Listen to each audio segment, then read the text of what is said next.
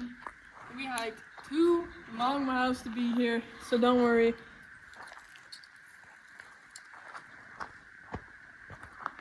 We're already nice and sweaty for you. It rained yesterday, so we were like, shoot, let's go look at this waterfall. Come and see it. It's ripping pretty hard. I wore my best business attire to be here for you guys today, and let me tell you, this canyon, it definitely came through. We got some good plans to show you guys. The focus of this video will more be desert wildflowers because it's springtime and it just rained. Desert plants don't need that much water, as you could guess, but we'll also talk about some other things here and there too. So we walked about 10 feet away and we found my good friend here, paintbrush. These are actually its leaves.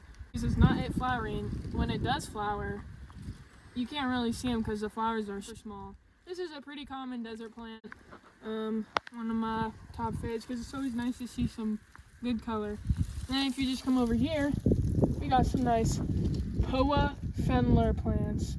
It's native, which is nice. It's a grass. And we don't know who he is yet, but we'll find more about him later.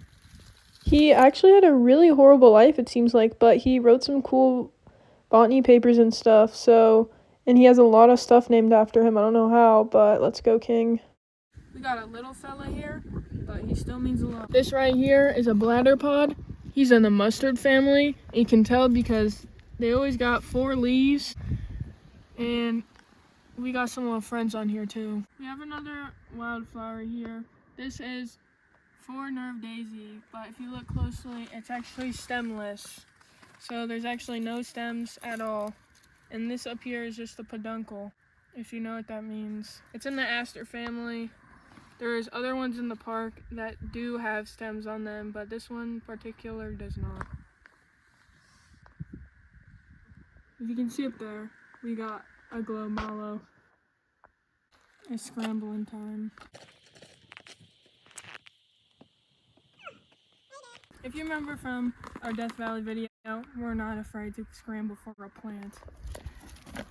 This is globe mallow. This is more specifically moon rose globe mallow. It's a dude. They're pretty common. I see them quite a bit, but cool orange flower.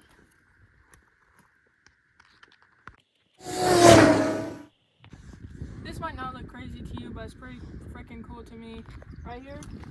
And we got some more over here too and stuff, but we're in a wash right now, which is like a riparian zone. We're getting some good cottonwood regrowth, which is actually really great, but it's not happening a lot due to, well, there's just less and less water with the drought and building dams. So this is actually quite great that we actually got some cottonwood regrowth. We'll find some, well, here's a bigger cottonwood. Still pretty young, but so that's pretty cool. Hey, we got a threefer right here. If you remember our friend Paintbrush and our little stemless daisy. But we got a new friend here too. Sweet vetch. So, tell apart, they have this little petal right here. It's called a keel, but it looks different on the astragalus. It's not the same shape, so if it doesn't look like this, it's probably sweet vetch and not the other one. But something we forgot to mention is that the sweet vetch that we just looked at is in the Fabaceae family, which is like the pea family, and it's a really good nitrogen fixer in the desert. A lot of the Fabaceae plants are. The other one in the desert that is a good nitrogen fixer is, which is why you don't really go off trail in the desert. We did a little bit, but we weren't stepping, we were just on rock. But it's a very important living soil in the ground that helps plants grow and fixes nitrogen. I would like to add that in this park you are allowed to hike off trail, and we also made sure there's no one around watching because we know what we're doing. And we were also just on rock, so we definitely weren't on crust.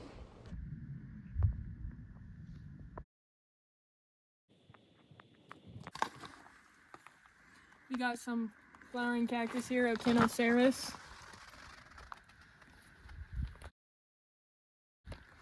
It's not super, it looks pretty good, but that's all I got really. Don't really want to walk too much off the trail, but I can record it. This is longleaf phlox. It is springtime ephemeral, which means it doesn't very flower for a long time, and guess what? Only in the spring, really. It's a cute little thing. That's all I got. What we got here is mountain pepperweed. Hello. So this one is actually native, thank goodness. But there is a lot of invasive ones. For example, I used to work inside of Dinosaur National Monument, and we pulled a lot of these around the campground, but not this kind, only the invasive. So here we got a really pretty penstemon.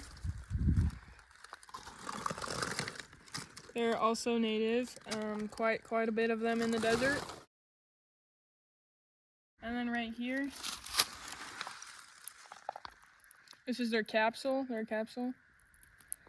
And how they spread their seeds is when it gets dried out and stuff, it like pops open and it spreads the seeds.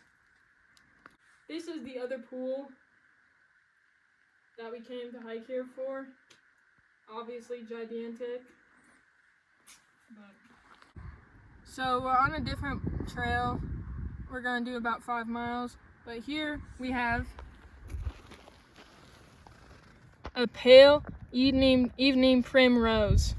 So actually about this thing, it is not actually a primrose, but it is white because moths like to pollinate it.